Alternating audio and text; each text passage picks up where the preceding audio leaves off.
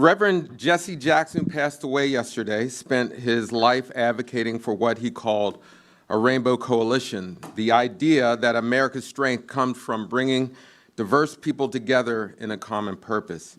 40 years after he spoke those words on the screen, we're here to examine whether that vision reflects reality. Good morning.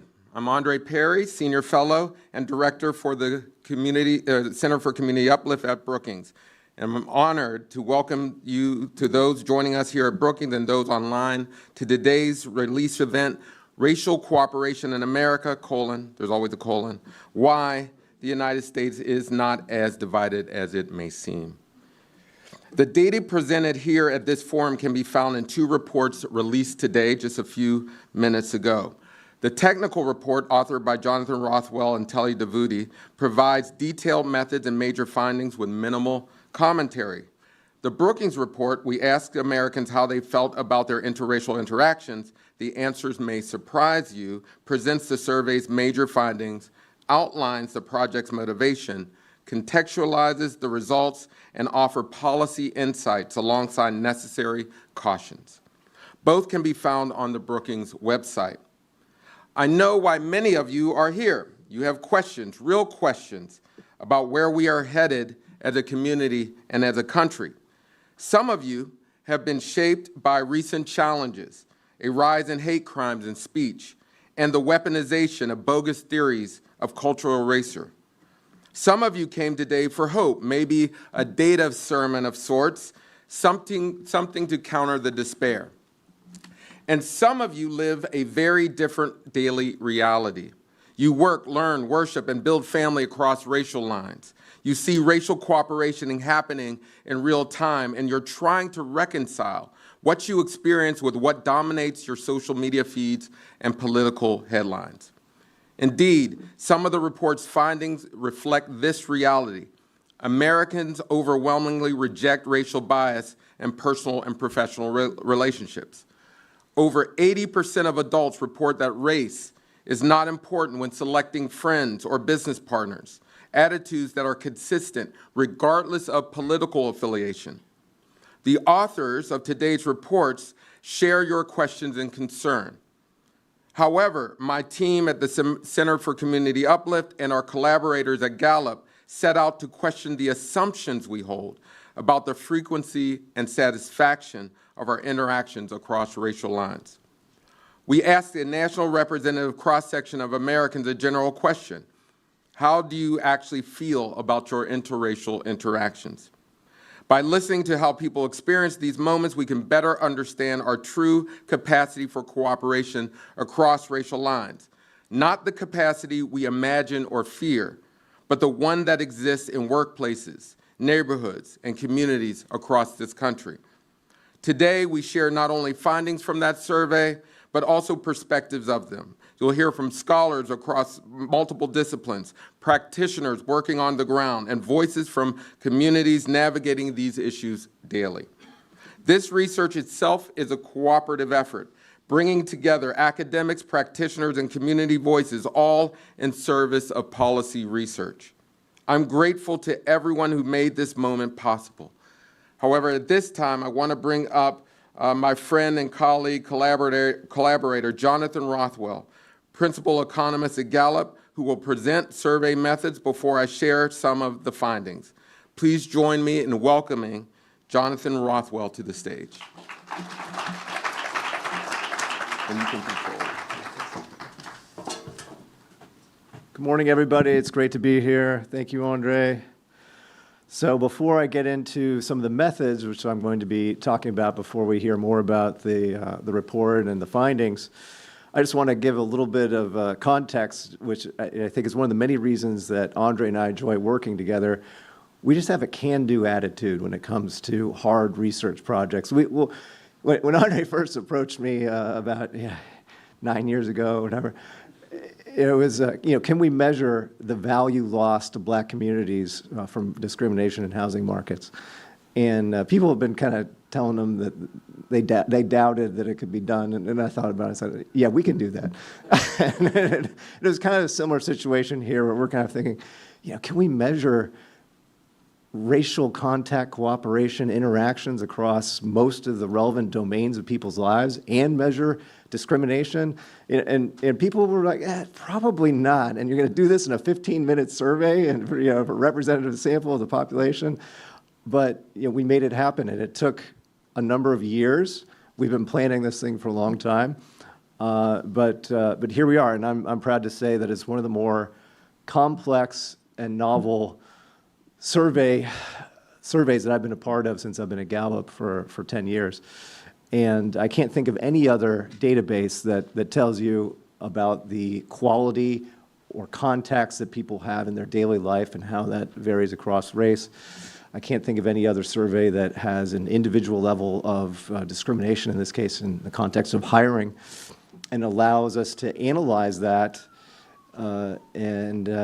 across other behaviors and attitudes when it comes to how people are thinking about race. And we're going to put all of it, we can't possibly summarize it and do the entirety of the analysis that this warrants. So we've put all of the data up on the Brookings website. Anyone so inclined can analyze it for themselves, write their own research, and we hope that people do that. But let me get into very quickly some of the things you might want to know about the methods before we hear more about the findings. One is that we had just under 5,000 people respond to the survey, and we sent out 100,000 invitations through the mail. And it was important to us, it was important to Andre, that we did this using the gold standard method, which in survey research these days is sending out a mailer to people so that we can make sure that we are contacting people who are not primarily online, who are not part of a panel. This is considered the best way to reach a representative sample of Americans. And then the other thing we did is we oversampled Black and Hispanic Americans as well as other non-white groups, because it was very important that we could report not just aggregate average American, but we could report the findings for distinct racial groups. And that it can be a real challenge to contact. The survey response rates are typically lower among working class Black and Hispanic young men and women, but we want to make sure that their voices were part of this. And that increased the cost and the complexity of the survey, but we think it's worthwhile. So we fielded this in the summer of 2025, and we asked about the extent of contacts in people's lives across several important domains of life. So we asked people to think about how many friends that you have, how many are close friends, how many are sort of a second tier down close friends, people you could count on for support. And then we asked people to think about, if you've got this picture of your friends in mind, how many are Black, how many are Asian, how many are American Indian, how many are Hispanic, so on, getting all the racial groups. And then we did the same thing with dating relationships, past dating relationships with your current spouse or domestic partner, or the current person you're seeing in an intimate relationship. We asked about family, including cousins, aunts, uncles. We asked about work clients, co-workers, managers, bosses, and then we also looked at public contacts. And so with all this data, we wanted to, we could have just stopped right there, and I think this would have been very novel and interesting research. But we wanted to understand how this exposure to people from other parts of your life translates into your attitudes, behaviors, your overall well-being in specific domains of life, including job satisfaction, satisfaction with your partner or spouse, and also how it affects, or at least associates with, your own sense of how you treat people from other groups, whether you discriminate against them or not in a hiring experiment, whether to what extent you value race in making friendships or business associations. And so we looked at all that, and the way that we conducted this hiring experiment is it's called a conjoint. It's a common method in marketing research to isolate the qualities of a product that drive consumer purchasing behavior.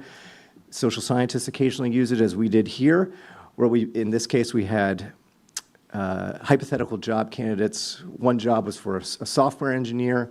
One job was for a construction project for a home renovation. And we're asking, would you prefer candidate A or candidate B? And we randomized 5 characteristics for each candidate. The only characteristic that was common in all of the experiments was the race of the candidate. Sometimes the race was the same, sometimes the race differed, and we ran this 7 times for each person so that we could understand how, in this case, how the candidate's race, whether they're black, affected the probability that they were offered a job compared to whether they were white. And that controls for the other attributes that someone would see on a resume or come across in a job interview. And so at the individual level, then we had a very powerful measure of the extent to which somebody would discriminate in these contexts. And at the aggregate level, we could see how Americans and how Americans in each group value or don't value race when deciding who they would hire. And so the main hypothesis we want to explore is, does exposure predict in-group bias, discrimination, friendship, business, and hiring? Our hypothesis was that it would predict lower levels of discrimination. And then the second hypothesis was basically the null hypothesis that well-being is not correlated with domain-specific exposure. So in other words, the hypothesis that whether your spouse is Hispanic, American Indian, white, or some other race, it's not going to affect how you feel about the extent to which you love him or her. Same with friendships, same with work colleagues, and so on. And so with that, I will stop and turn it back to Andre. Thank you, Jonathan. All right, let's begin with some of the workplace findings. The data reveal that workplaces are often sites of organic diversity, with most Americans reporting interracial colleagues and clients. Among U.S. workers, 83% have a client from a different race. 80% have at least one coworker of a different race, and 48% have a supervisor of a different race. Now let's go deeper. What you're seeing here are 3 columns: clients, coworkers, and bosses, and 5 rows showing the different racial groups. The top row gives us the big picture: 83% exposure through clients, 80% through coworkers, and 48% through supervisors. But look at what happens when we break this down by race, particularly in that third column: bosses, managers, and supervisors. Asian workers report 88% exposure to supervisors of a different race, black workers 74%, Hispanic workers 77%, white workers just 32%. This reflects persistent racial sorting in workplace hierarchies. While exposure has increased horizontally, there's still a lot of work to be done in increasing representation of people of color in leadership positions. Now, this next chart takes our analysis a step further. We're asking whether those workplace interactions match what we expect based on population demographics. What you're seeing here are 3 panels: clients at the top, coworkers in the middle, bosses and managers at the bottom. The blue dots show actual exposure, what workers report experiencing. The orange dots show potential exposure, what we'd expect based on U.S. county demographics. When there's a gap between these dots, it reveals a difference between lived experiences and what national demographics alone would predict. Let me show you how to read this.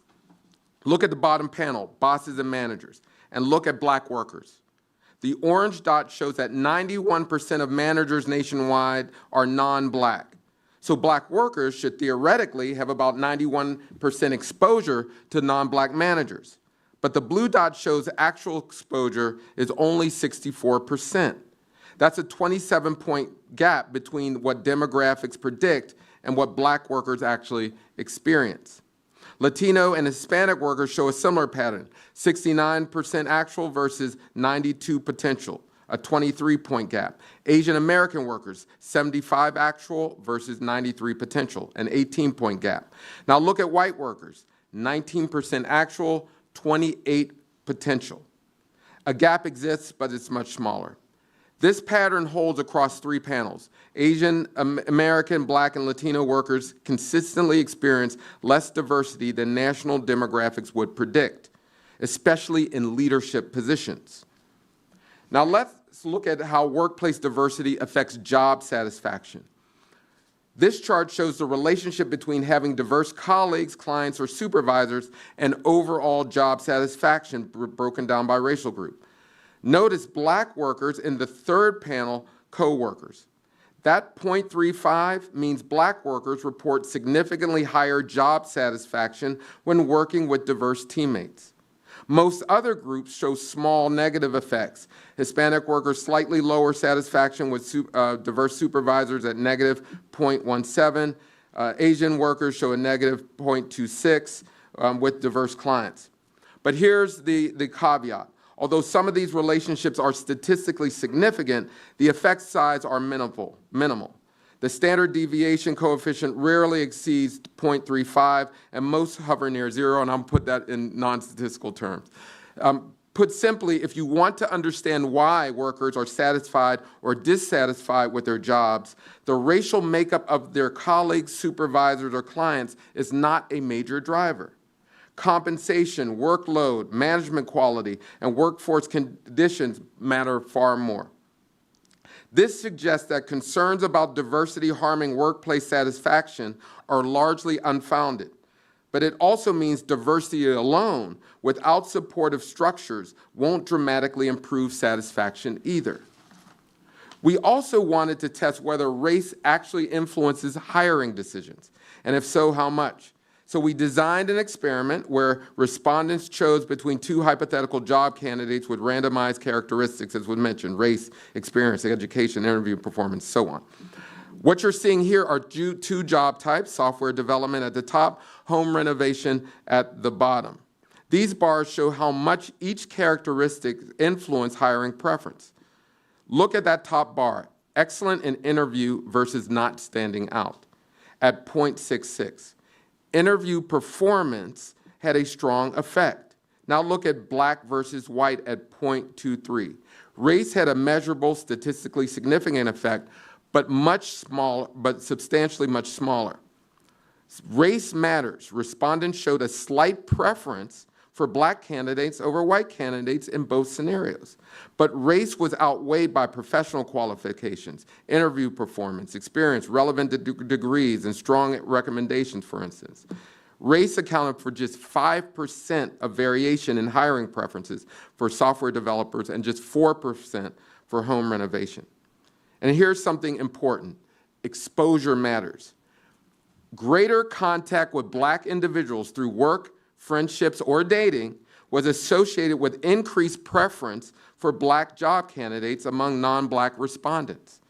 The strongest effect came from dating exposure, followed by friendships, then workplace interactions. This supports contact theory. Meaningful interaction across racial lines can reduce bias and increase comfort with diversity. These workplace findings reveal both progress and persistent challenges. Interracial contact is common horizontally, but hierarchies tell a different story. To explore what these patterns mean for organizations, institutions, and workers themselves, I'm pleased to introduce our workplace panel. And you can make your way to the stage this way. Moderating this discussion is Cleve Woodson, Jr., national politics reporter for the Washington Post. Our panelists are Lisa Osborne Ross, former CEO of Edelman US, who brings deep experience in corporate leadership and organizational culture. Commander Jared Silverman, Federal Executive Fellow at Brookings Center for Security, Strategy, and Technology, and Commander in the United States Coast Guard. And Gregory Washington, President of George Mason University, one of the nation's most diverse research institutions. Cleve, I'll turn it over to you. Okay, thanks.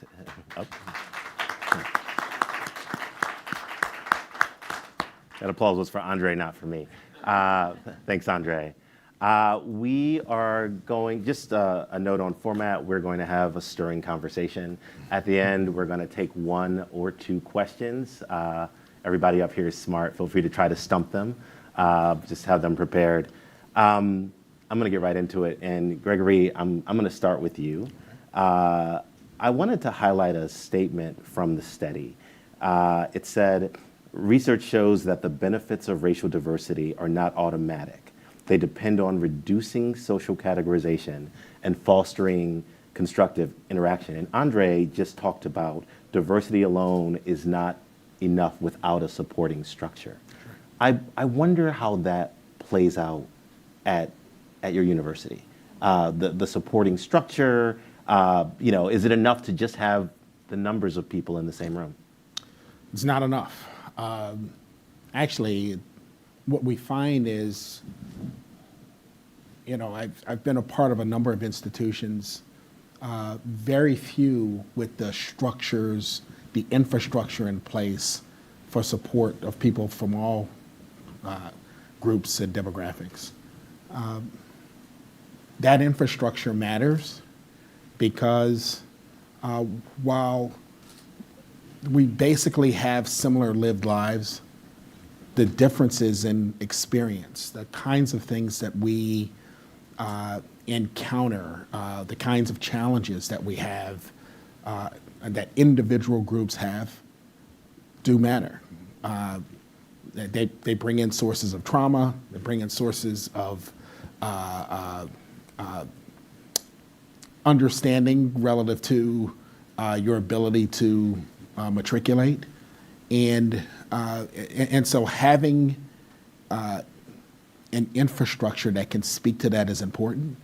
And also having infrastructure that allows people to come together in the ways in which they feel most comfortable, and then use that as a basis for interacting with others is incredibly important as well.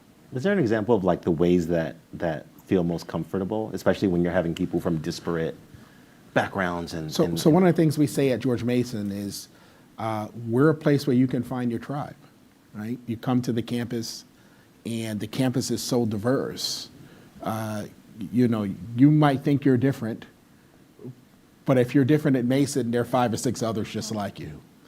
And we put in place structures and mechanisms for those individuals to find each other, to engage with each other. And then we use that as a platform for those folk to broaden and engage others. Lisa and Jared, feel free to jump in at any time. But Jared, I have a question for you particularly. And we were talking a little bit earlier, Jared's in Coast Guard. If anybody's in danger of drowning, he's got you. We were talking a little bit earlier about mission. And I think in the study, over and over, we see a recipe that if you have contact with people of different races and they're united around a common goal, then you have a lot of racial comity, a lot of people getting along and progressing towards that goal together. I wonder how that plays out, particularly on a ship where you're living with people for an extended period of time. But I also wonder what happens after the mission is over. Do those bonds endure? Yeah, so without a doubt, on a ship, the mission is never over. It's just constantly changing. But there are times that we get breaks. We pull into a port, or we just have a break at the end of the work day. And largely, my experience has been a very diverse workforce, and the way that we bond around the mission, to get to your question, is almost exclusively that the mission comes first, and that is the priority. And we find ways to bond after the mission is done that brings us together, that unifies us. And that could be as simple as having a meal together. That could be as simple as playing some cards at the end of the day while waiting to go on watch. And I have seen throughout my career, over 20 years, that this has been commonplace. So I was actually, I think I was telling you, I was actually surprised by the findings of the study, in that it has been my experience, and I wasn't expecting for my experience to be reflected in the study. So it was also a little uplifting. What were you expecting? I think based on Sorry, hot seat. Absolutely. I think based on a lot of what we see in the world around us, is that I was thinking my workplace was special, and that we found a way to unify and to work together and to break down anything that may divide us. And I was thinking that outside of my workplace, it was different, but I think the study shows that maybe it's more the same than I was anticipating. Lisa, I want to ask you kind of a multifaceted question. And Andre mentioned the passing of Reverend Jesse Jackson. And this hiring experiment that was conducted in the study, which indicates that race is basically playing a smaller and smaller role in shaping hiring preferences. I wonder if you can put on your historian hat and look at that through a historical lens about the progress that has been made toward this sort of racial comity, like what that says. But I also wonder, what is the additional progress that needs to be made? Only the hard questions. No, it's a great question, and it's something I've thought about when I was driving over here. I'm a native Washingtonian, and most of my career has been spent here. And I do spend a lot of time thinking about the trajectory of this experience. When I began my career at Fleischman Hillard, I was the only black person, the only person of color who was in a non-administrative position, which is unheard of in a black city. And it was only when our clients started saying to my managing director, which was Rick Sullivan, you keep sending white teams, and the people I am trying to reach aren't all white. And so I was like I was 12. So, I was right out of school. I was an account executive, and they kept putting me in rooms that I really was not prepared to be in. It accelerated my career, and it was good for me, but I didn't know what to say. And so I was hurting our brand because I wasn't ready, but I was the only person they had to send. And it was only when our clients said, and this was too many years ago, I'd be embarrassed to even say in this room, but that's my next question. I said I started when I was 12, so, but it was literally only at that time, and I said to Rick, I was like, you got to get more people who are more senior that look like me, because our clients are demanding it. And we actually, to our credit, started the Fleischman Hillard Howard University Scholarship Fund to increase the number of African Americans in the industry, and at that time, Fleischman, I don't think it's the case now, became one of the most multicultural agencies, but it was all driven by profit. Now, fast forward to when I became the CEO at Edelman, which was many years later, and I was very, very, very clear with my teams. Look, the work that we do is to create positive outcomes for a point of view, a product, or a person. And our clients are hiring us to create that positive outcome for audiences that look like this. So if our teams don't look like this, we lose.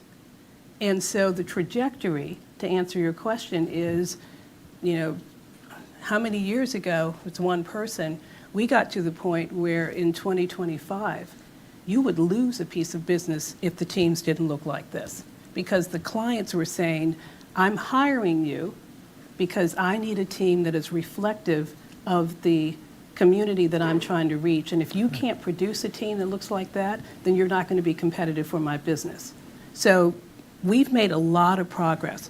Is there more progress to be made? Absolutely. Because still, it is sometimes hard within our workplaces to get those teams to work. It's a necessity, but sometimes you still have to explain to people in a way that you shouldn't have to why you need Ebony on the team, why you need Mariano on the team, why you need these various people on the team. And the answer is, I want to win. And that's why we need the people. So that's the progress that needs to be made. I'm going to play, I'm sorry, Greg, you go first. That was the one part of the study that perplexed me, right? Because if those attitudes are true, if that's for real, you actually should see it in the data. And we don't see it in the data, right? It doesn't matter whether the economy is, where there's good economies or bad economies.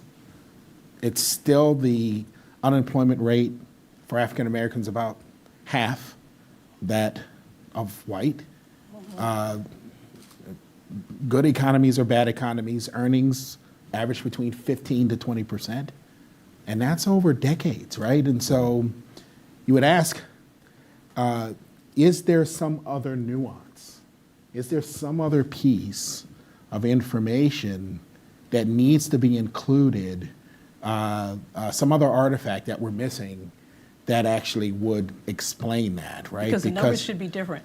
If the attitudes are where they are, they should be reflective. I mean, it was not just, the data showed a preference. A slight preference, yeah. Yeah, a preference for African Americans. But the hiring long-term longitudinal data doesn't show that. So either it's a very, very new artifact or it's some other anomaly that we're missing. You also told us to jump in, so I will. Go The other data point that I thought was interesting, which may account for this, is if you look at the data point in terms of comfort for a senior level person. So people are comfortable working together among their peers, but when you have a organization that is historically white and the leadership doesn't look like them, then you saw less exposure. And I think that's still where we need to make progress. If you ask the question about where we need to make progress, I think people still have to be more comfortable with leadership that looks like us when the base of the community, when your college campus mostly doesn't look like you. When my organizations that I lead mostly don't look like me, and getting people to be comfortable with us in leadership positions. What is that uncomfortableness? I'm now hot seat since you jumped in. What does that uncomfortableness look like, and how do you address, because we're dealing with, there's an ideal world and the progress that we need to make, but there's also just the task that you are accomplishing on this day with the resources and people that you have, and anybody can jump in, but what does that uncomfortableness look like, and how do you address it sort of now, especially, like I said, hot seat, with there being a lot of rhetoric. You go to the darker parts of Twitter, there's a large debate. You can hold a debate about DEI right now. Like, how do you respond to that? How do you deal with that? How do you navigate that? So for me, it shows up in a different set of standards. Clearly, the metrics by which I'm measured are much more difficult than the metrics of my predecessors, and it's clear. You can see it in the KPIs, right? KPI, can you? Key performance indice, Okay. the metrics of success, enrollment, fundraising, research dollars, that kind of thing. But also, it tends to show up in, I guess, more subtle ways, more attitudes of individuals in the workplace. It's interesting that, institutions, large institutions like universities don't always get it right? You have a historical continuum of policies, some of 20, 30, 40 years old. Some of those policies are outdated. The bad, outdated policies get attributed to me, even when I didn't produce them. You're welcome. Right? And so you get a bad policy, it's outdated, it doesn't make sense today, and I literally will have alumna donors and say, you never should have put this policy in place. And I said, well, I understand why you don't like the policy. It's actually 2 predecessors ago when it was put in place. You get what I'm saying? And so and I saw that especially over these last couple of years after, we're dealing with this, these challenges to DEI and affirmative action and the like, and you're seeing people go back and look at policies and they're saying, well, you got this policy, you got that policy, you did this, you did that. I'm like, I actually agree with this policy, but I didn't put it in place. It was put in place 2 predecessors ago, right? So there is a standards issue that becomes pretty clear. As I became more and more professional, I would oftentimes lean in to my grandmother, who, never went beyond 8th grade, was one of the most brilliant people I've ever known.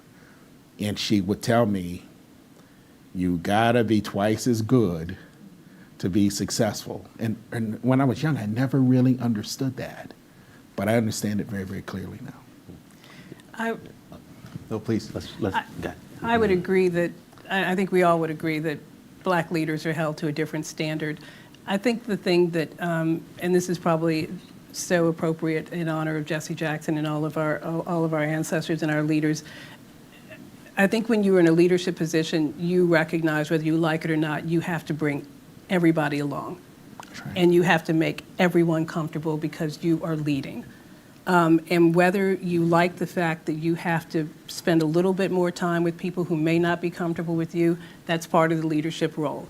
And even though you may have to get your feelings hurt by people who look like you, who expect more from you, and you may or may not be able to give that, but that's part of the leadership role. But for me, it is, I work in a business of profitability.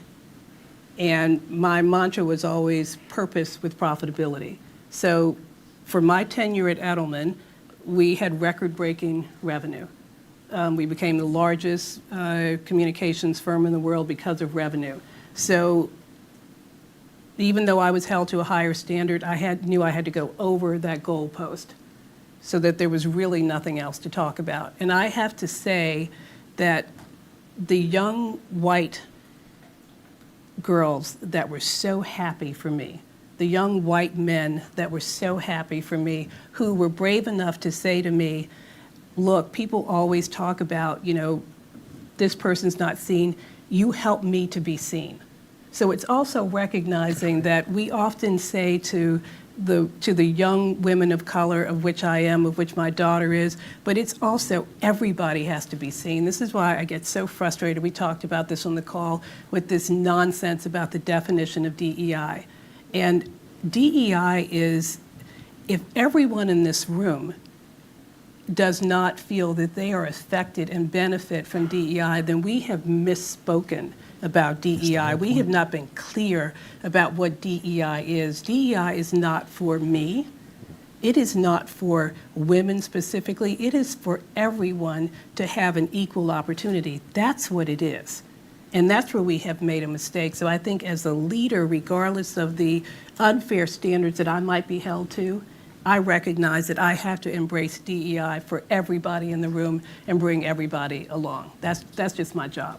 Let me bring Jared along. And then Absolutely. You had a thought, Well, I'm actually glad that Lisa went first because it was a little bit of my point as well. And I was happy to hear that. I was reflecting a little about your earlier comment about, how do we, generate more diversity at the top, and thinking back to, my first 10 years in the workplace, being of similar age to everyone. The majority of the workplace is of a younger age, and the bonds are easier when you're of similar age. At least that was my experience. And then knowing that as I rose into positions of leadership, I had to ensure that I was never comfortable as a leader, because if I found myself being comfortable, I perhaps was seeking connections with my workforce that were easy for me.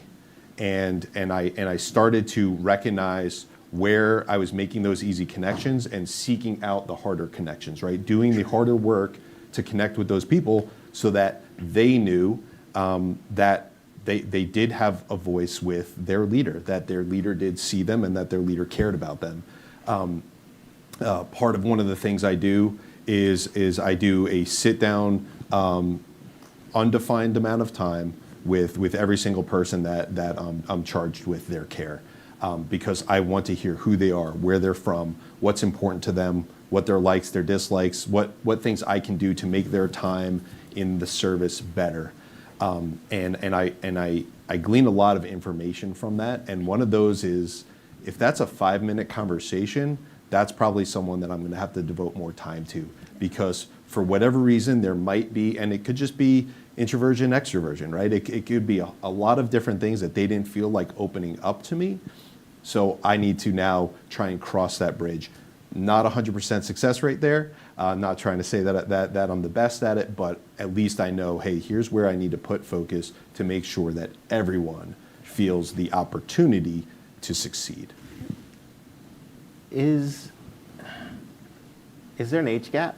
Or do you find that younger people are more culturally fluent when it comes to this? This is, Jared, you mentioned age, but Sure. Anybody can address. Yeah, I think many of the challenges that we had that as youth growing up, the young people that we encounter in our classrooms, the young people who graduate, who make up the early part of our workforce, the junior part of our workforce, they are much more adept at intermingling and engaging with people of all races. Maybe the study picked that up, but our younger individuals are doing much better at this than some of us senior folk are. And I think that's got to be the mixing of America. Yeah. I mean, I recall with my children who are in their 30s now, but when I got their school pictures and I could look at them, I didn't know what they were. I mean, I would look at this row of 13 children, and I was like, and if you look at my class pictures, it is clear. It's black or white. But if you look at it, and I think that's the mix. That's why, so your cohort, the students that you have, they've grown up differently. But I want to go back to something Jared said that is so, like you touched on a bravery and a humanity that I think that we have to allow and be honest about. Because we all have biases. We all have biases, and it's the bravery to work against it. I recall when I started to build teams, and I looked around, and my teams looked just like me. Somebody who has spent years talking about the importance of diversity and equity and bringing people in, and I had teams of little Lisas, because I like little Lisas. But I realized that I was not serving my clients well because they were all people. We all thought alike, we looked alike, we voted alike, we shopped alike, we went to the same schools. And so I was doing the same thing because I was comfortable with those people, and I had to get out of my comfort zone and start talking to people like you and like you and like you to diversify my team. So, we just have to be human about some of these things and recognize that it happens like that. But we all do that, and it's the importance of breaking out of it and recognizing that it's not for the greater good because you don't get the best outcomes. We're going to go to the Q&A in a moment, but I do want to ask a kind of harder question that maybe somebody can tackle shortly. Have these been easy? I ask questions for a living. How do you navigate the uncomfortableness that comes from dealing with people? Because I like to think hands across America and we're all getting along together. But my family was on a Carnival cruise a year ago, and we were almost had knives out. And I can imagine being with non-like-minded people. I just wonder if any of you has any tip or something quick, because we got to get to questions about how you've navigated that uncomfortableness or potential uncomfortableness. So for me, being in an uncomfortable situation where people are not only diverse ethnically, but diverse from a perspective of ideology, that's Tuesday at George Mason. It's just kind of how the institution is. So you find yourself often in spaces and conversations where there's real ideological difference. And for me, the thing that has helped me the most is diving right into those discussions and having those engagements and, and forcing yourself to be open enough to try to see the other side.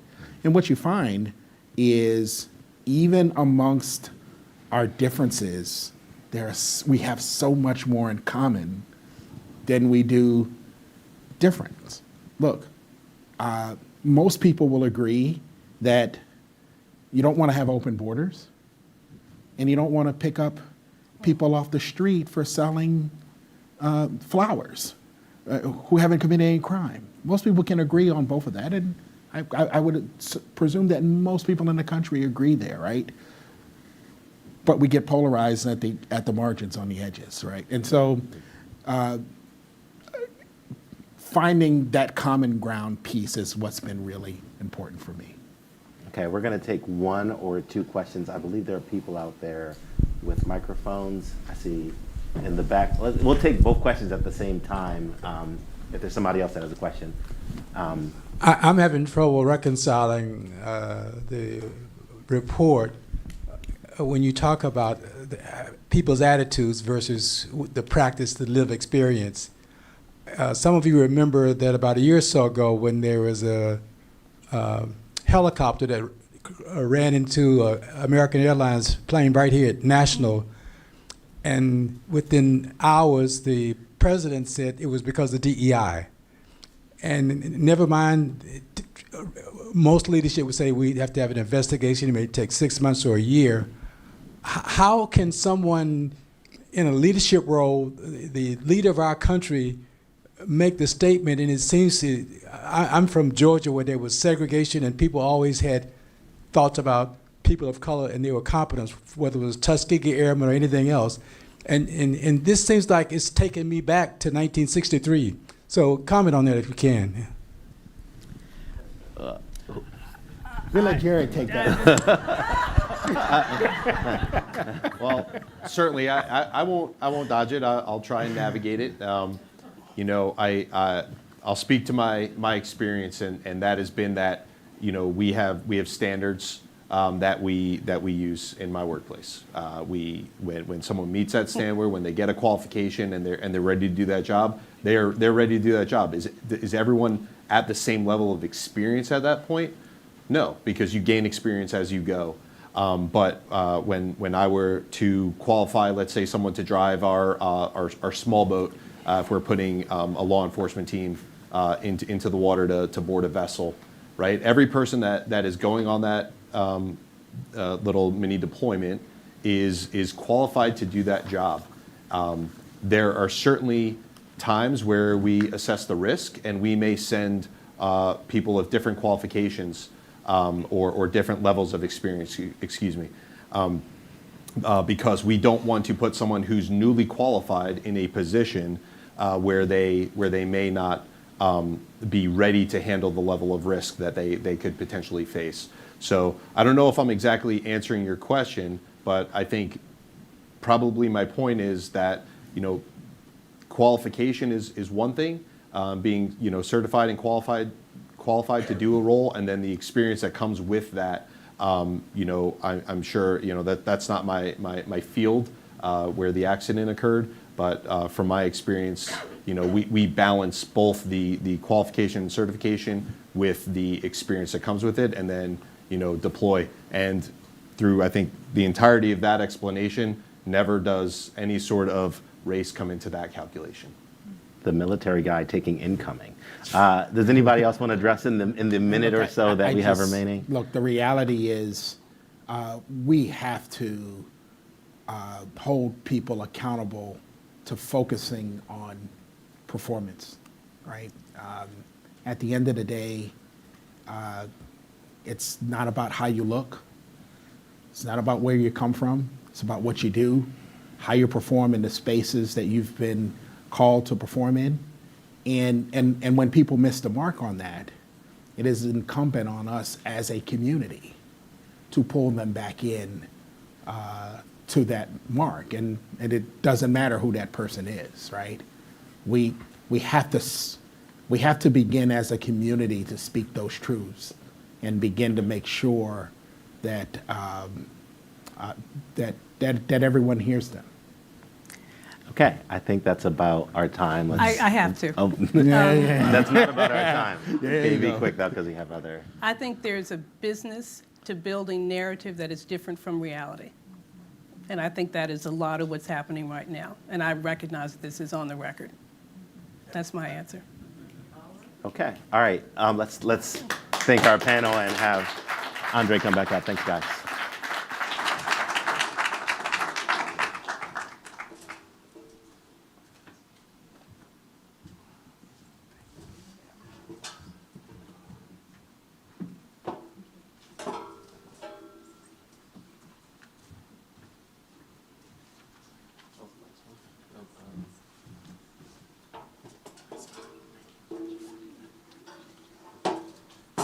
All right. So, interracial friendships and marriages are among the most profound forms of racial cooperation in American social life.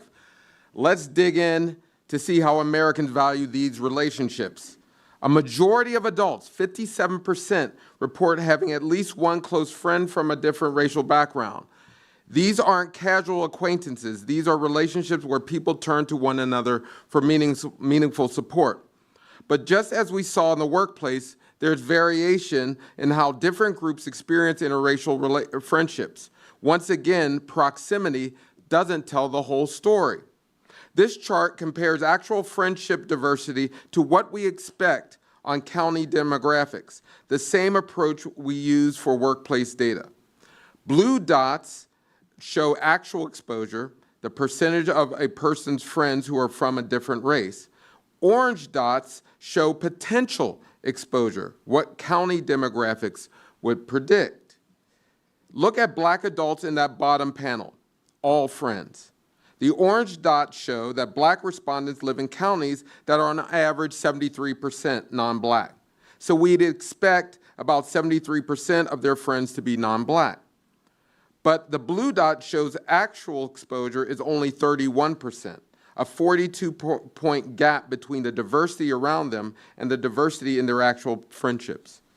Latino or Hispanic adults show a similar pattern, 40 actual versus 61 potential. Asian Americans, 60 actual versus 84 potential. Now look at white adults, 27% actual versus 21 potential. Their friendship networks are actually slightly more diverse than county demographics would predict. Asian American, Black, and Hispanic adults consistently form friendships that are less racially diverse than their surrounding areas would suggest. The gaps are substantial across all three measures of friendship, and our panels will discuss some of the reasons why that may be. And notice something else. Look at the top two panels, close friends versus other friends. For most groups, there's more diversity in casual friends than in close ones. The exception, Black Americans, who show similar lower levels of diversity across both types of relationships. Now, before we assume that this is driven by racial bias, here's what people actually say when asked how important race is in deciding whether to befriend someone. Just 2% describe it as very or extremely important. 83% that say that race is not important at all. This chart shows the full picture of what Americans say matters when evaluating potential friends. Look at the top. 87% say how well you get along is very or extremely important. 59% say shared values. 41% shared interests. And there at the bottom, race, 2%. Friendship is one form of chosen relationship, but let's look at the most intimate form of racial cooperation, marriage and family. Interracial families represent one of the most profound forms of racial cooperation in American society, built on daily acts of shared life, mutual understanding, and often the nurturing of multiracial children. The numbers tell a story of dramatic transformation. In 1980, just 3% of married couples were interracial. By 2015, that share had grown to 10%. And attitudes have shifted even more dramatically. In 1961, only 4% of U.S. adults approved of marriage between Black and white Americans. By 2021, 94%. This table shows how interracial relationships extend across different types of family connections. Look at that first column, spouse or romantic partner. Overall, more than a quarter, 26% of Americans are in an interracial romantic partnership. But notice the variation. Asian Americans lead at 32%, followed by Hispanic Americans at 23%, Black Americans 21%, and white Americans 16%. Now look at the second column, children in the household, and this is fascinating. 23% of Americans live with children, 23%, nearly a quarter, live with children of a different racial or ethnic background. That's more than twice the share of report of having a parent of a different race, just 11%. This asymmetry tells us something important. We're witnessing generational change in real time. The fact that so many more people have multiracial children than have multiracial parents means that interracial families are growing exponentially. And look at extended family, that last column. 25% of Americans have a cousin from another racial background. 19% have an aunt or uncle of a different race. White Americans show the lowest rates across nearly every category. 16% have an interracial partner. 4% have a parent of a different race. 3% have a sibling of a different race. This reflects both historical barriers and demographic realities. Overall, 52% of adults have dated someone from a different race, with increases in shares among younger Americans. The most significant increases in interracial marriage occurred among white Americans from 4 to 11%, and black Americans from 5 to 18%.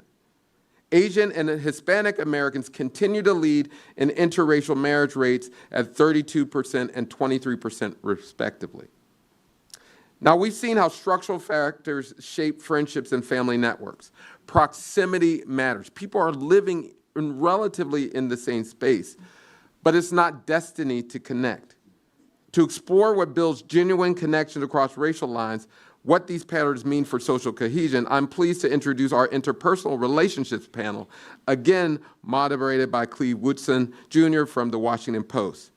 Now, as you can make your way to the stage, our panelists are, and you can just walk at your own pace, are Dr. Jermaine Gigi Awad, University Diversity and Social Transformation Professor of Psychology at the University of Michigan, whose research examines identity, belonging, and intergroup relations.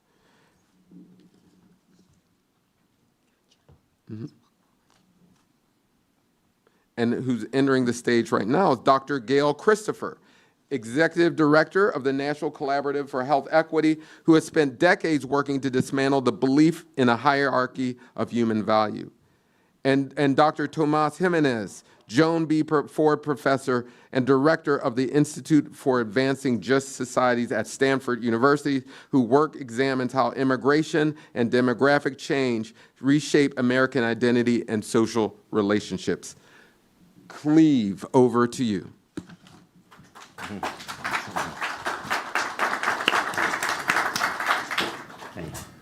Same format as the last panel. We'll have a conversation, and then we'll take some questions. As you guys can see, the questions I have don't matter at all. We'll just go for what we. But I will start out with one for Dr. Christopher.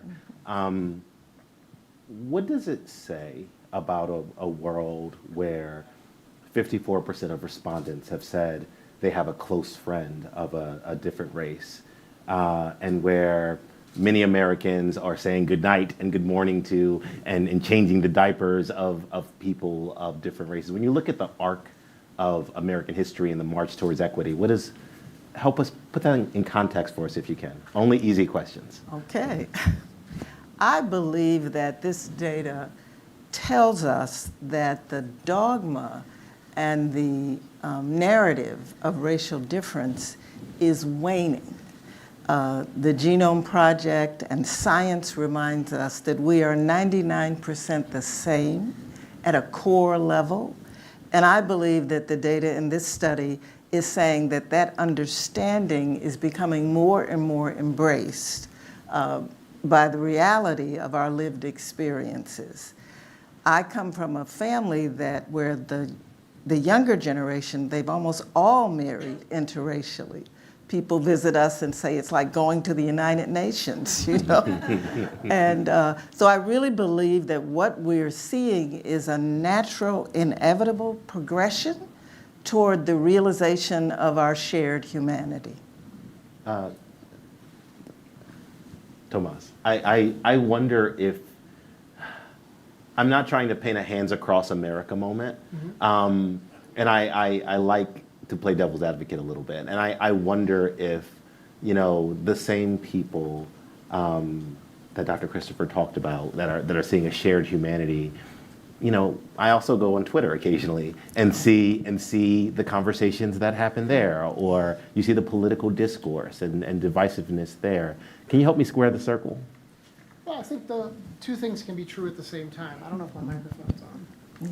Is that really good? Okay. Good. I think two things can be true at the same time. So you can have the version of America that Gail is painted for us and that the data paint for us, and then have a kind of loud people and big events that paint a different picture.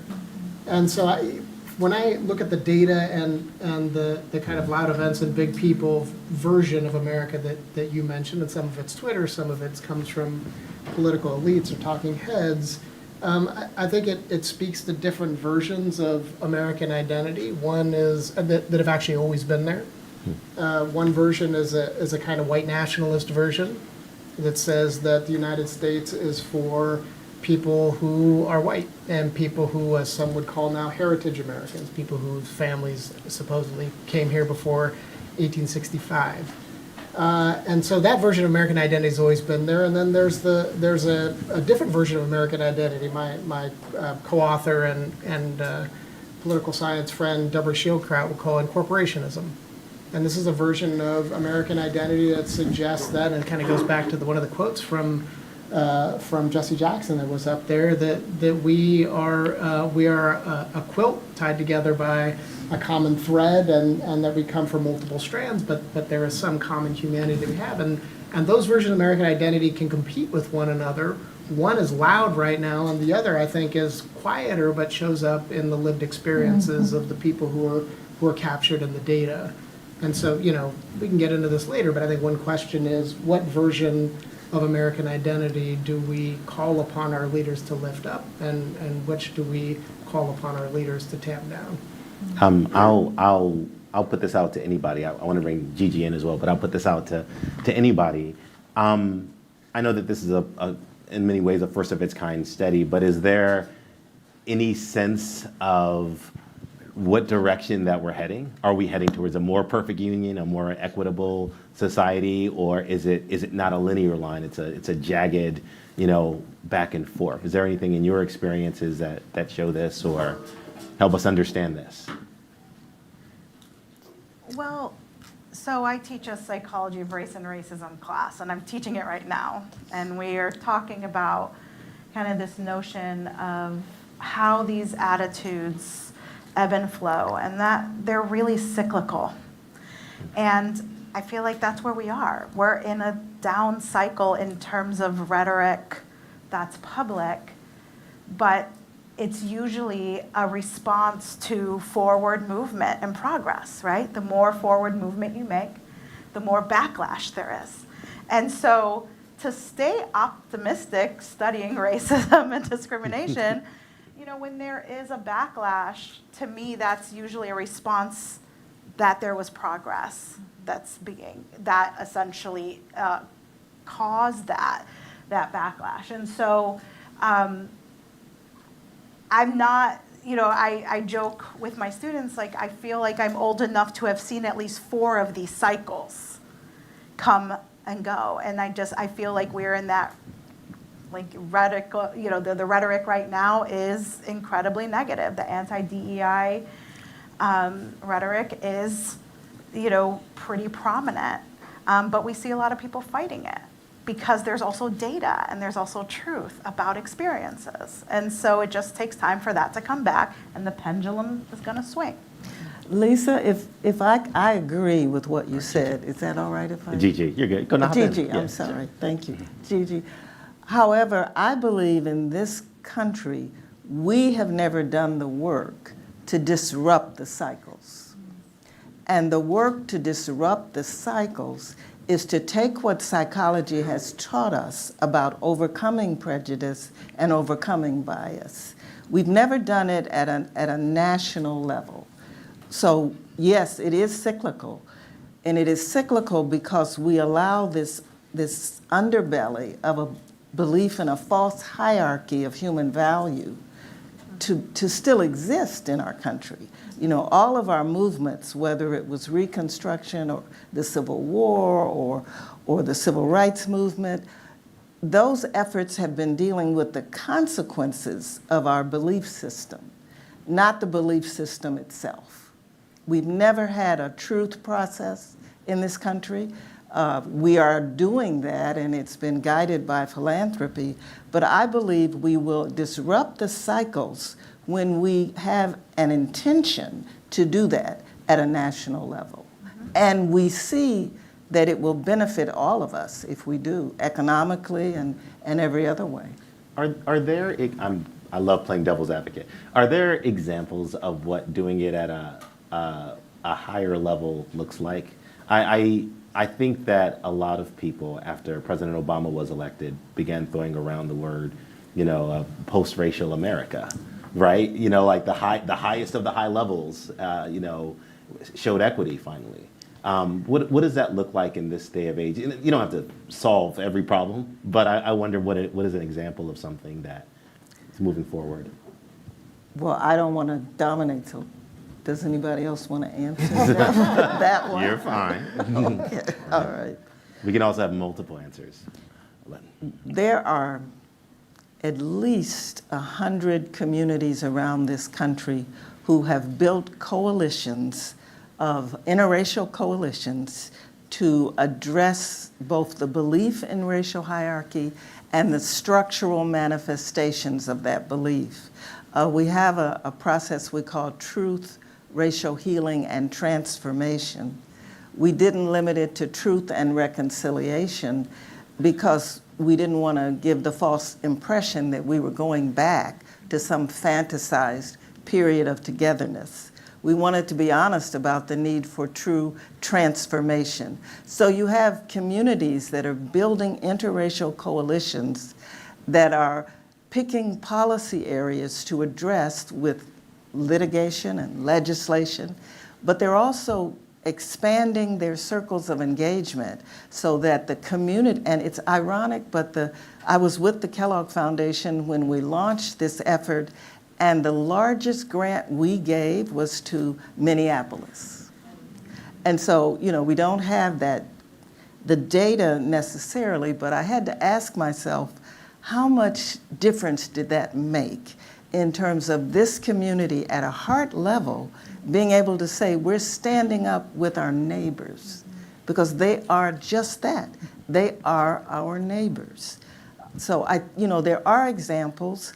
We have to do the work at a heart level in terms of getting people to become connected through opportunities to build circles of connection.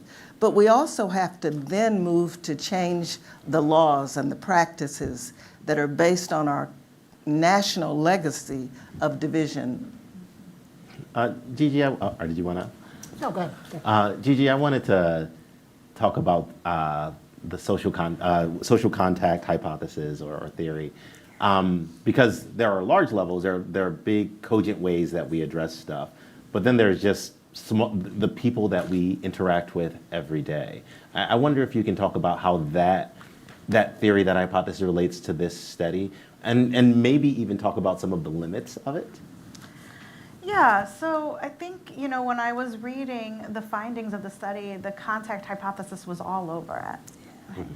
So I think, it's very clear that you see when there is contact among folks, that is not, more intimate in nature, not necessarily talking about dating or marriage, but just sort of day-to-day meaningful, having common goals, making sure that it's sanctioned by authorities. All of that is part of the contact hypothesis.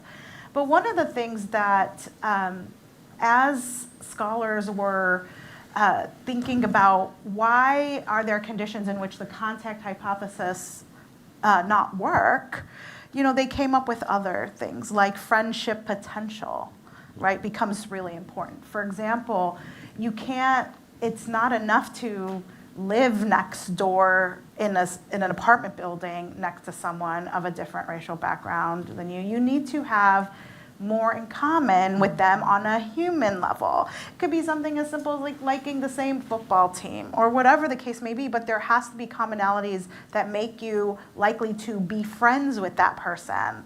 And so when I read, race doesn't matter that much in terms of choosing close friends, that actually sounds correct.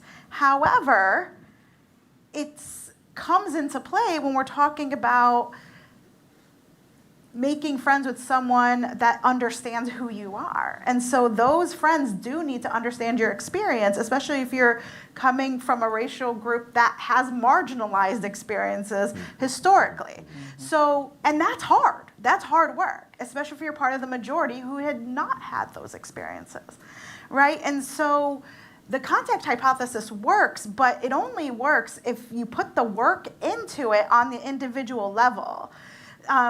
You have to have the hard conversations. You have to talk about race even if it's uncomfortable to you. You have to understand that maybe you don't understand all the experiences of a friend who's from a different racial group, and that's okay. But the diminishing of those experiences, I think, is what can cause some problems and not lead to friendships. Yeah. Tomas, you had a thought. Yeah, well, I think it's kind of bridging in some ways these last two comments.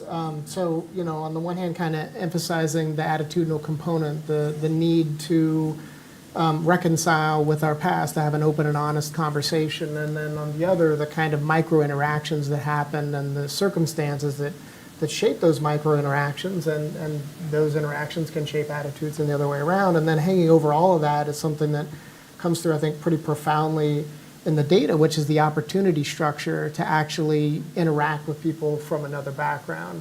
And the opportunity structure is just like how many people are available. And the data pick it up at the county level. And most of us live in a county. And anybody, like, I could drive from, one side of Santa Clara County to the other. It might take me like an hour. So, these counties can be big. And so, the opportunity structure exists, and recognizing, there's only so much you can do with data, but the opportunity structure exists in neighborhoods, they exist in schools, they exist in the workplace for sure, and that can kind of pull us out of neighborhoods. But when we talk about structure, or even structural racism, part of the notion is that, racialized structures don't need us to believe anything. They don't need our beliefs. We just have to repeat what people have done before us, and in very patterned ways that are patterned by race, they're patterned by class, and we will find similar outcomes. I think the good news in the data is clearly we're not just repeating what everyone did in the past. That's not happening. But, we still live under a set of circumstances where the basic structures are there for us to be somewhat separated from each other. I think those are breaking down, but I just want to highlight that there is some role for larger structural change, and I don't mean like to wave my hand. I think there's a lot of hand waving. We need to eliminate structural racism and et cetera, et cetera. You can wave your hands. Yeah, well, I just did. I waved my hand and it's all gone now. No. We can leave. No, but what I mean is it's really about changing the opportunity structure. So, we had the president of George Mason up here a second ago. I think about institutions of higher learning, changing the opportunity structure for people to interact across racial and ethnic lines. It means going back to some of Lisa's comments, and the practices that we have in hiring and how that changes the opportunity structure for us to interact. Like we can't be friends, we can't fall in love and potentially have children if we're not bumping into each other in some meaningful way. So I just want to kind of put that on the map here. I do think this integration of the psychological with the political or policy level, it's important to dig into what is it that's undergirding or driving what you so well described as backlash, right? What compels people to have to put in place structures or impose structures that would take us backwards, away from what the data shows us in this study. And I think that's where we have to get into the fears that are there, and also create a narrative that shows the collective benefits. And without bragging, I want to say that... Please brag. While waving your hand. You should. I know where this is going. You know where I'm going. Well, you brought it up earlier. My daughter, Heather McGee, has written an amazing book that emphasizes what racism costs us all. and how we can prosper together. And I think that that's the work that we have to take a study like this and leverage it so that we can get people to understand that it's in our collective best interests. It's part of the intention of our democracy, and our democracy can only thrive when there is this equal opportunity, when there are these ways of connecting across perceived barriers. Okay, let's go to some questions from the audience. We'll try to take one or two. Do you want to start us off? Right there in the. Oh, you're looking at notes. My notes. Thank you for this panel, very informative. I wanted to look at this from the child perspective, so child-centered focus. So we're talking about generational changes, demographics, family. I wanted to get your thoughts on how would you suggest that we make this data that we've been talking about available to public education, public schools, because as we're talking about the future, obviously children are the future. And so how do we get this information to students and to public educators, administrators, to combat this narrative that's out here, especially in the time that we have so much attacks on public education, culturally inclusive education, and things like that? Is there a second question before we answer that one, take them all at the same time? If there's not, we can address that one then. Who wants it? I'll note that two people on up here are educators themselves. So hot seat, hot seat, hot seat. Well, I mean, I'll leave it to Brookings and Gallup to make it publicly available, but I think one of the ways is to ask students to tell their stories and how they relate to their friends, how they relate to the environment around them. And it's not necessarily combating a particular narrative, it's just allowing a particular narrative to live. And that's one that comes from a lived experience and not, and this goes to Lisa's last comment, the kind of, the polarized language that comes from social media, from political elites, to allow, you got to figure out ways to allow the kind of on the ground, everyday lived experience narrative to bubble up instead of letting the kind of top down, loud people in big events to dictate who we think we are. I should point out that we all have microphones, so we are the loud people. We are the loud people. We are loud Yeah, people yeah. Yes. at big events. So I mentioned that I taught this class about racism, and I've taught it for 24 years at 4 different institutions. And I like to consider myself like a pretty good instructor, you know? I thought, I was like, yeah, I get good evaluations.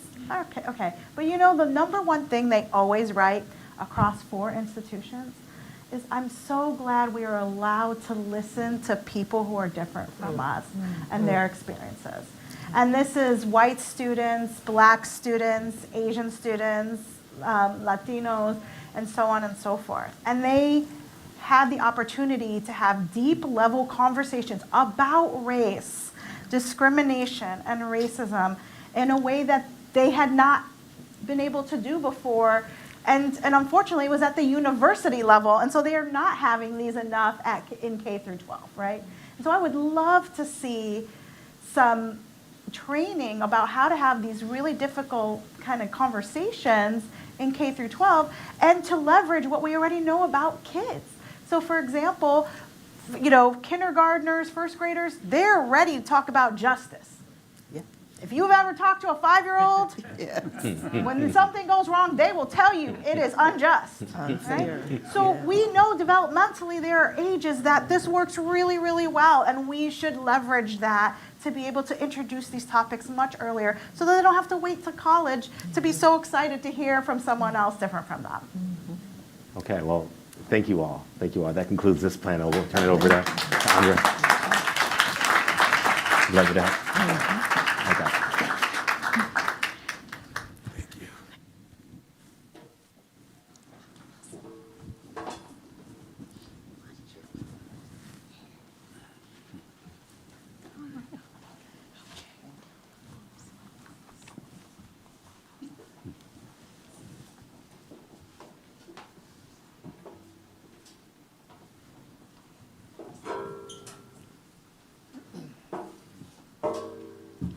All right, before we turn to the final panel, I want to briefly highlight a few statistics that underscores how complex racial identity has become in America. As a result of centuries of colonization and other complex factors, American Indian and Alaskan Natives are classified as multiracial at a higher rate than any other racial group. Just 23% of American Indians and Alaskan Natives identify as that race alone. This isn't a statistical footnote. It reflects lived histories of forced assimilation, intermarriage, and displacement. It reminds us that racial categories themselves are shaped by policy, power, and historical trauma. And it means that when we talk about racial cooperation, we must acknowledge that for some communities, multiracial identity isn't aspirational. It's ancestral, sometimes painful, and deeply embedded in American history. And that history continues to shape our present with one of the most profound drivers of America's increasing diversity, immigration. This chart from my colleague Bill Fry shows U.S. net immigration and natural increase from 2000 to 2025. Look at those two lines.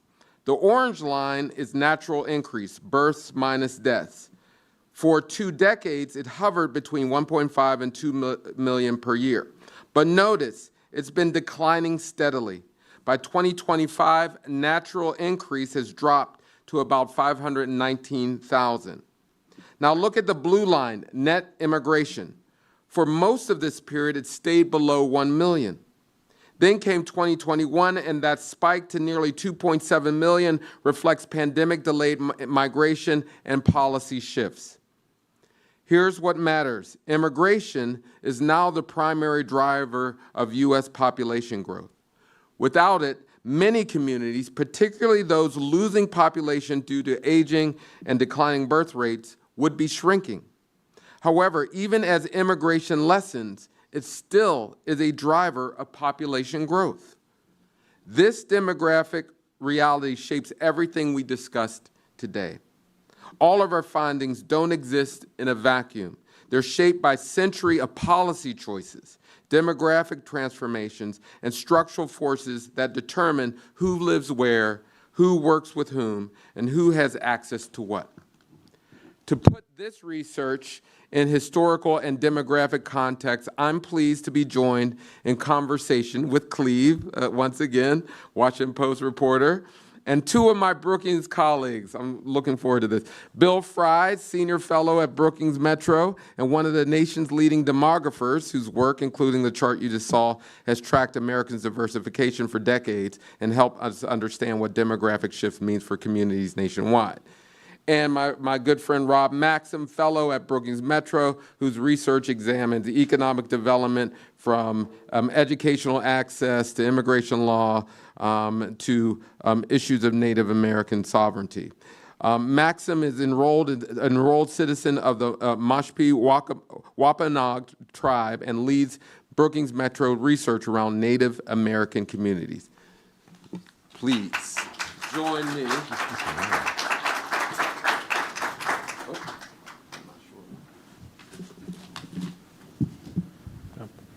Yep, the names are on there. There we go.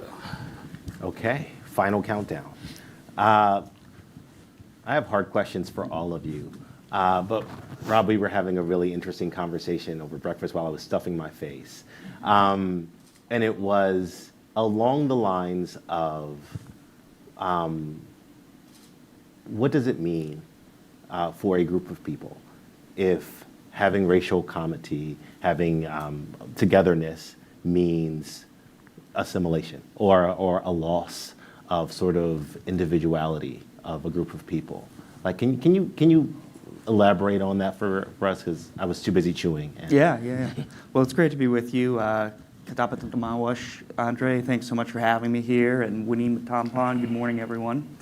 For Indian country, I think the experience for a lot of us is the history of assimilation, right? Andre mentioned that.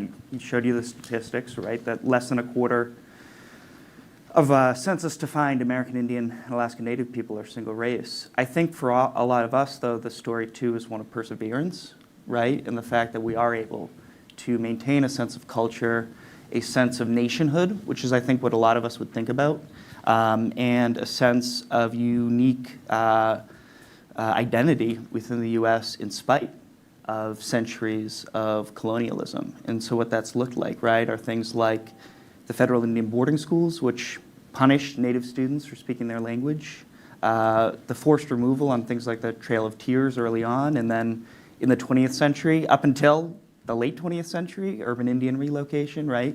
And despite these policies, tribes have continued to persevere, and Native people in new contexts like cities were able to find one another and develop new urban Indian cultures. And so this is something that, you know, was in many ways a necessity, right? Necessity is often the mother of invention. And so I think for Native people, when we're put in these circumstances, it forces us not only to preserve our culture, but develop new ones and adapt and grow. So, you know, obviously it's a tension, but I think it's something that because of the perseverance of Indian country, we've been able to navigate. Thanks for that. Andre, I wanna talk about something that you and I have been talking about over the past couple of days. It's your hot seat question. Oh, and I good. know that in the literature, one of the things you say is that, I'm paraphrasing, but that this should not be taken as a means of thinking that sort of the progress is done, that there is no more work. And it is, I think many have said it is an optimistic study. And I wonder if that optimism can cloud the work that has been done. How are you trying to combat that? What are your thoughts on that? Yeah, people will use this, leverage some of the data in these findings as a way to say we're done. Sure. We're done doing the work. There's still discrimination, past and present. And there still needs to be a lot of work on combating discrimination. And a lot of my policy recommendations surrounds that work. In addition, we do need to note the significant changes, not only this in outcomes, but in attitudes. You don't get from 1950s where very few people really did believe in equality to now where it really looks like most people believe in equality. Now, those values don't necessarily translate into policy, right? Because an individual, values and perceptions aren't necessarily policy making, and politics are more in the sociological realm. But we've made significant progress, but there's much more work to come because there's the outcome part of it. With the Center for Community Uplift, two of the pillars is economic security and well-being. We do believe that we can create places where everyone can thrive. Everyone can thrive. And that is still the goal. And I do believe people believe in that goal. Now it's about that transition from getting those values into policy action. And because if the goal is just not to say we're getting along, we're snuggling, although we are snuggling. We are snuggling. They're snuggling a lot. And a lot of but the goal is so that people can have home ownership, clean air, that they can have a job that pays well, that they can pass on a little to someone else. These are the goals. So, but we did need to spotlight a lot of the assumptions that people have in the sense that we're an overwhelming racist society and this is not changeable. I don't see that at all. I see that, hey, we're making progress, but we still need to work towards that goal that everyone has an opportunity to thrive. I'm gonna bring you in. Andre said in his remarks when he was up at the lectern something that I think will read differently depending on somebody's ideological bent. He said, immigration is a primary driver of population growth. and I inhabit some of the darker parts of Twitter and the internet, and I've talked to people across the country for whom, there are worries about replacement. There are worries about the changing face of America. I wonder how those theories and those thoughts about, those worries about demographic change sort of interact with this study. Yeah. Well, I'm a demographer, and I look a lot at census data. Sort of boring to a lot of people, but I think it's good to have some context for all of this stuff. And I really think right now we're in a transitional period in America in terms of racial transformation. Just like the baby boom was a big part of the last part of the 20th century, the diversity boom is how we're going to define the demography of this country in this century. And the last numbers we saw, 56% of the U.S. population is white. This is from the latest American Community Survey. 20% Latino, 13% Black, 6% Asian, and anywhere from 1 to 3% American Indian or Alaska Natives. And all the projections show that as we go further, any projection, whether it's high immigration or low immigration, the white population is going to decline because the white population is older. We have more white deaths than we do births. White women in their childbearing ages is an increasingly smaller proportion of the white population. And so not just immigration, but also the last several decades of immigration, but now natural increase among Latinos, which is the main reason Latinos are growing now in the U.S., despite what you might think about immigration. That adds some too, but Latinos have been here for a long time. It's diversity in general, which is not replacing the white population. It's an important addition to our population in the United States. We need to have it. And where we really need to have it is in the younger population, because nationally, the last decade, and it's projected for the next several, to have a decline in our underage 18 population, our child population. As the senior population balloons with only baby boomers, how are they going to be affected? And the only reason that we only have a slight decline in our child population rather than a huge decline in our child population is because of the diverse nature of our children, who now make up more than half of the children in the United States. So, yeah, immigration is going to be important, but we already have this diverse base in the United States, and it's from the younger generation older. As I said, the underage 18 population is minority white. In 2 years, the 18 to 29-year-old population will be minority white, and by 2034, the 30 to 39 population will be minority white. This means that we really have to reach out to these young people in ways that we should best do it. And it's not just an immigration issue, and I just think, talking about something I call the cultural generation gap, sort of older people, especially older white people, have the most negative view about diversity in the U.S., the most negative view about immigration in the U.S. They're going to benefit the most from having this growth in this younger, more diverse population who are entering the labor force. They're going to have to provide the basis for Social Security and Medicare and this sort of thing to keep them going. So it's not just immigration. We're already there. We're a diverse country, and we're moving ahead as being a diverse country. And immigration will help. People need to understand that immigration will help, but it's not. It's becoming sort of a political thing, a political wedge issue, and I just feel that it'll go away eventually. But this is a tough time to deal with those kinds of divisions. I wonder if any of you can talk about that last part, the aspect of it being a political wedge issue, because it's not just how people feel about each other. It also affects policy. It also affects funding. It may be fear that exists in the ether of demographic change, but at the same time, that fear leads to policy. How do we navigate that, particularly now? Bob, you want to? Yeah, I mean, I think on the politics side of things, you've seen, for example, American Indian voters growing as a voting bloc in many key states. If you look at the 2020 election, the margin of vote difference between Biden and Trump was smaller in Arizona than the number of Native voters, right? Mm-hmm. And so you can make the case that Arizona, a swing state, battleground state.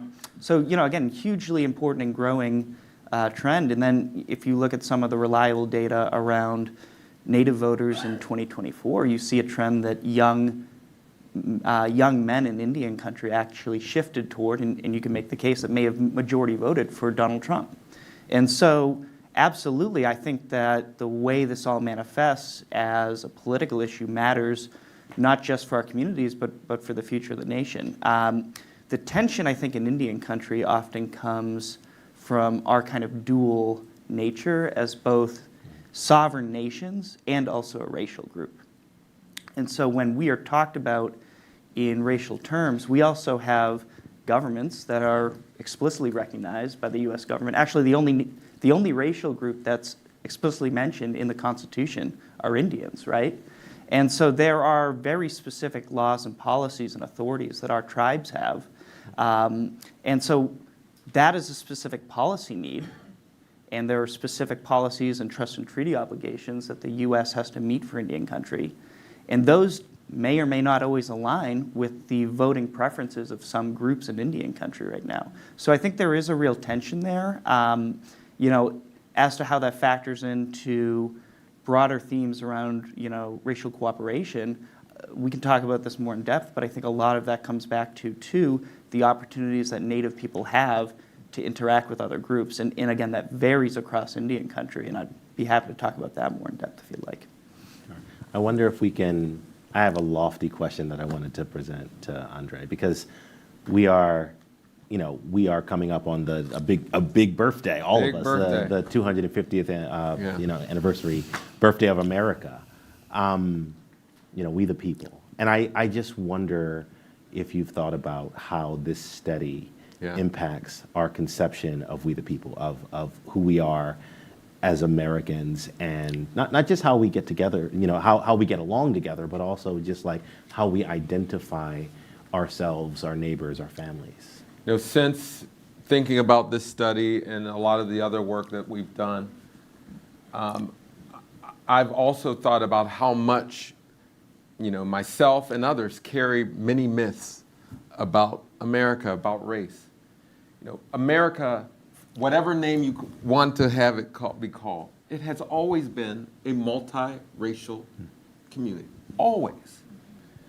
There's never been a period where it has not, no matter how much historians have said, oh, this is a white country. No, there were people here. The ideas that they brought to the North Americas were also adopted from sometimes colonized through other processes. Adopted in quotation marks? Yeah. Like, we have always been a multicultural society, right?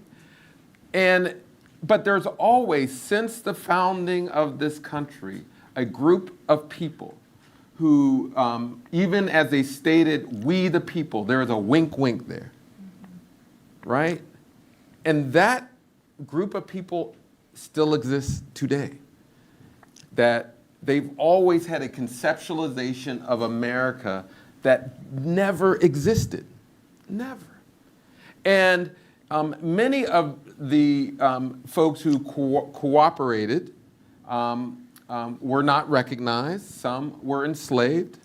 Some were erased from history books. Another wonderful study I was a part of with Jonathan, we looked at those who had patents, black people who had patents in the United States during the Industrial Revolution. We don't hear about those names. But when leaders go back and say, oh, look at the great white inventions, it makes no sense. So some of this work is for us, and I almost forgot, race is a sociological concept.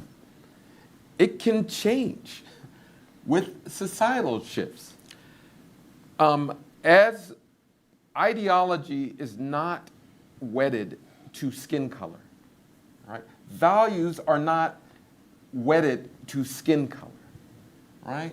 My brownish skin does not give me some magical insight into discrimination. I learned these things, right? I have experiences, yes. But some of a reason why I say that a 250 year at America, are we going to be this America that someone paints that is just not true?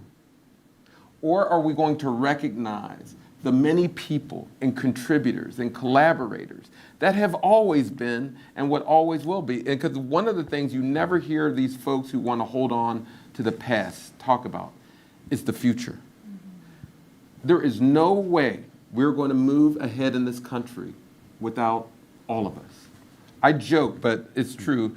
If you go to any kind of PhD program, master's program, and anything that involves math, right? And you ask people to raise their hand where they're from. They're coming from Africa, China, South America. You know, that is our future. And so it's akin to like people talking about, oh, don't say climate change. And yet there's still going to things happen. These changes are happening. You know, we can say, this is a white country all you want. But the reality is something different. The report said, I'm going to stick to the day, on the day-to-day, people are going to school together, working together, playing together, snuggling together, having babies together. That has always been the case. And so for me, it's about making sure that that reality is reflected in policy that gives everyone a shot at opportunity and growth. We've learned how to exist as a diverse country. We haven't learned to do it fairly and justly. Cleve, I just want to pick up on one point that Andre brought up, and actually Bill may have some thoughts on this too.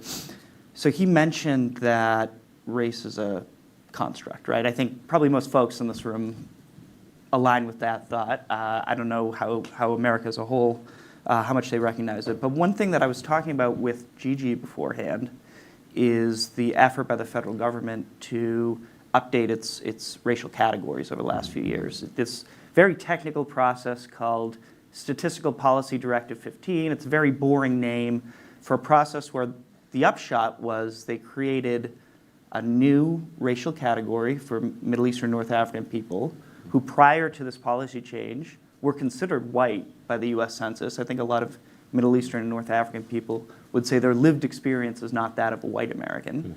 And they combined race and ethnicity into a single question. And so now Latino or Hispanic is going to be in the same question as the other categories. And so those were the top line efforts. And I bring this up because it shows how this does change, even on an annual basis in some cases.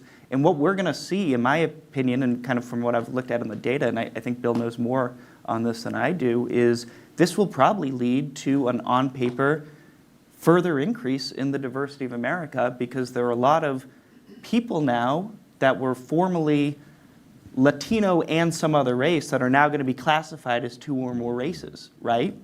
On top of that, the other, I think, important thing, and I think about this as someone that uses this data, the Indian country context, is it included multiple recommendations on how to break out data on smaller groups, like American Indians, like Middle Eastern North African people, like Native Hawaiians and Pacific Islanders. But my concern now, and as we're talking about the policy and the history context, is I'm really concerned that these updates, which happened under the Biden administration, are going to be slow-walked, if not outright repealed, by the Trump administration's Office of Management and Budget. And so, again, this comes back to, like, so much of this is a construct, and we, when we talk about policy, have options to make this more accurate and more representative of how America actually is, and we may or may not choose to take that path right now. Bill, he's calling you out. I wonder if you have thoughts on that path. Yeah, I mean, you know, I guess just as a broader thing, I always say that the way we collect statistics, whether it's the Census Bureau or other words, when it comes to race classification, we're at best about 10 years behind about what's going on down in the field. And the first time we had a two or more, you could write down in the census you were from more than one race was in the 2000 census. And now we're at, you know, the third census, and as Rob says, we may not have the right one. We may go backwards if the Trump administration decides not to make these kinds of changes. They actually made the 2020 census worse than it could have been, because in the later years of the first Trump administration, they decided not to have these kind of changes. So, I mean, when you look at projections going ahead, especially among the younger generation, this very diverse younger generation, the race classification is going to look very different in 2030 than it does today. And what we said about what is the white population, that's going to be a lot smaller if we call it that way. But to get down to what you're saying, I think it is important that people who are interested in this keep an eye on it, write to the Federal Register when they're coming up announcing these kinds of changes, and make sure you support the changes that are going on. But to me, these race classifications, even today are a little bit obsolete. And there's always going to be someone who tries to reclassify white in order to gain power and influence and resources. And that's also at play. How these racial categories are created and sustained are also part of a political dynamic that is clearly apparent. But I do have goals with research. Again, I've said this, I'm repeating myself. My goal is to eliminate the barriers so that people have an opportunity to thrive. What I think the data is saying, in particular around contact, when people have access to each other, to institutions, they can grow. You can almost step out of the way, but there is a persistent effort to keep people, particularly people of color at this moment, from getting access to opportunity. And they're basing it on assumptions about race that make absolutely no sense. I've said devil's advocate 4 times today, so I'm gonna stop saying it. The devil doesn't need an advocate, by the way. But it's a representative study. And so some of the same people that are in this study ostensibly are also some of the same people that you're seeing in policymaking or in the darker parts of Twitter or what, does it, I wonder if there are people that say what they believe is the right thing or something aspirational to a demographer, to a surveyor, that doesn't adequately reflect, how they go out and live their life. Well, there's going to be questions about politically correct responses and people saying that that people responded this way online, but the reality is that's more appropriate for face-to-face communication. There's this phrase called Twitter fingers. Twitter in the urban culture, in the urban lexicon, basically suggesting that people will do all this stuff online. And this is an online, people got the card, but they did a lot of the work online. So they're sitting behind a desktop doing this. An anonymous survey, they're probably going to tell the truth, right? But with that said, I also believe, and this goes to Heather McGee's work, that when you can have politicos convince you that this policy will take from your kitchen table, people will be compelled to lean on whatever racist trope they can hold to grab on to say, see, I want that merit scholarship. You're going to take that merit scholarship from me. And in many cases, there are limited resources. And so people will fight over scarce resources all the time. And so I think that's there. I also think that we need to do the work in showing people that many of the things that we think are scarce are not scarce in resources. And that we can create opportunities to address disadvantage of different types, because that's one of the things. Race is not a complete indicator for disadvantage, right? It doesn't capture a disadvantage. We do need to talk about race and class and wealth and location, all these different things, so that multiple people can see when they're on the lowest rung of society that there's a program or policy there to help them. Let's try to take one question from, at least one question from the audience. Gentleman in the blue, that might be the only one we have.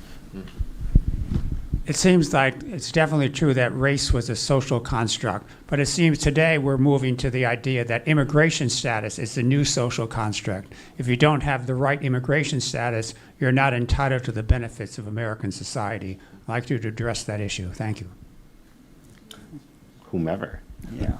You know, I think to some degree that's true right in the current environment because has become so politicized during the last, you know, as Andre showed, the big spike in immigration we had last year, and then it came down. The other year, people saw that spike, and it was politicized. But my feeling is that it's not really the immigration per se. People work with immigrants. You didn't have questions on immigrants, but I think if you did, in addition to race. Next study. Yeah, you would have probably had the same kinds of results. And I mean, people, when they looked at Latinos, they might have thought, well, maybe a lot of them are immigrants, but only about 30% of Latinos are immigrants right now in the U.S. But my feeling is that it's a current thing. It's the current political environment that was just sort of brought up in the last election. That's my view. You know, I'm reminded that throughout history, there have been many groups who have been full-fledged members of society, but did not get the full benefits of citizenship. Black people, women, did everything asked of them for society, and they did not get citizenship. Many undocumented immigrants are in the same position. So I do agree that citizenship can provide us a layer of protection, but it's a very thin layer, because the way that black immigrants are treated in Minneapolis, very similar to the way black people are treated, black citizens are treated in Minneapolis, in some cases. I mean, not the same, but I recognize that over time, we've always had people who are just not recognized as citizens, even though they're doing everything required of membership to be in this country.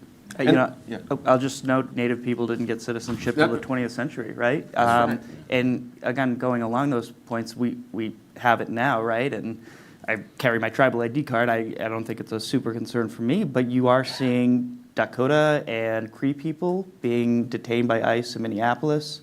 You're seeing Navajo people getting detained by ICE and Border Patrol in Arizona. So it's absolutely still a challenge. I agree it's absolutely heightened, though, by the current political moment and the policy choices that the current administration is making. We may have to end it on that optimistic note. Thank all three of you for being part of this panel. I think Andre gets the last word. You can stay seated. Okay. I'm just going to close out very quickly. We've heard some rich discussion today about what these findings mean for workplaces, for communities, for the fabric of American social life. Before we close, I wanted to share just a few policy recommendations. The data show that proximity doesn't automatically produce cooperation, particularly in places. That we do need to improve the opportunity structure in places. And I work in Brookings Metro, where we talk a lot about place, and I have a bunch of place-based reforms, some of which zoning reform, encourage mixed use and multi-unit housing to combat residential segregation, inclusive school boundaries, designing attendance zones to maximize diversity while implementing equitable funding, incentives for integrated housing, vouchers, tax credits, and infrastructure grants to promote homeownership and affordable housing, and fair housing enforcement. The other area in workplaces, I think, again, diversity alone isn't enough. We need to enforce expanding anti-discrimination standards, strengthening accountability for addressing bias in hiring, promoting intergroup collaboration, and incentivizing leadership accountability, tying executive compensation to measurable progress in representation. Now, this research represents a beginning. As Jonathan mentioned, this is 6 years in the making, and we hope that many will pick up this research and invest in future research. We still have a lot of questions. We want to look at how diversity affects productivity, economic security, as well-being, as I mentioned, because we know what is at stake. Democracy thrives when diversity is not merely tolerated, but actively coordinated through fair policies, genuine interactions. The findings we share today show that Americans are more willing to cooperate, but more needs to be done. With that said, I just want to thank our panelists for your insights, our collaborators at Gallup for this groundbreaking survey, and all of you here here and online for this engaging work. I would also like to thank Living Cities for their initial funding for this work, my president, C.C. Rouse, and my vice president and boss, Rob Puentes, Brookings Metro, for their continued support and scholarship. If anything sparked a conversation, please reach out. We're here. To the person that asked about education, never forget that it is universities and think tanks' charge. The reason why we get this nonprofit status is that we are entrusted to dispense information to people other than our community, right? We're supposed to go out into communities and present this work. And so I took that as a challenge, and I think our panelists do as well. So with that, thank you very much for attending today. Thank you.